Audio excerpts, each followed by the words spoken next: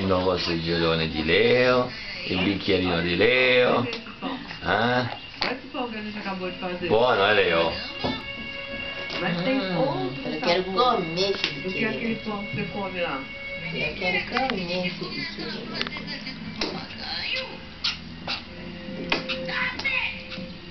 Olha a CPI do Instituto! Amarela!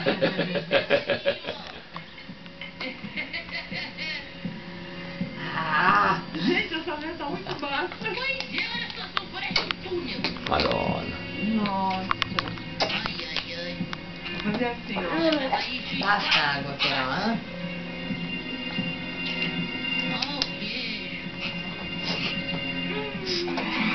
Una bella colazione con un po' d'acqua, nel seggiolone nuovo. Leo?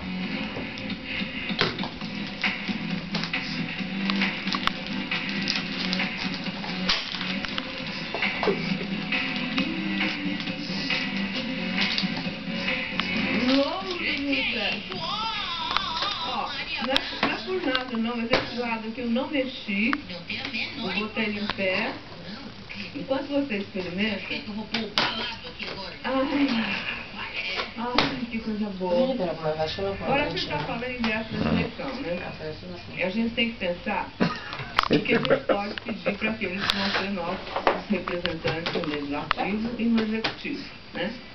E eu queria só deixar um assunto aqui para você pensar.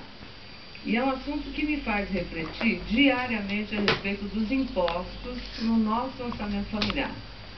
Nós pedimos ao Instituto Milênio, que é uma ONG em defesa da cidadania, que calculasse a carga Esse tributária negócio aqui, mamãe, eu tenho que morder pra Va encostar bene meu tutto. dente. Aí o economista Paulo Webel, diretor do estudo, fez o cálculo do item por item e chegou à conclusão de que os impostos nos produtos variam, como a gente já sabe, de 20% a 35%, às vezes até a 40% em alguns itens. Caramba, Essa receita que a gente acabou de fazer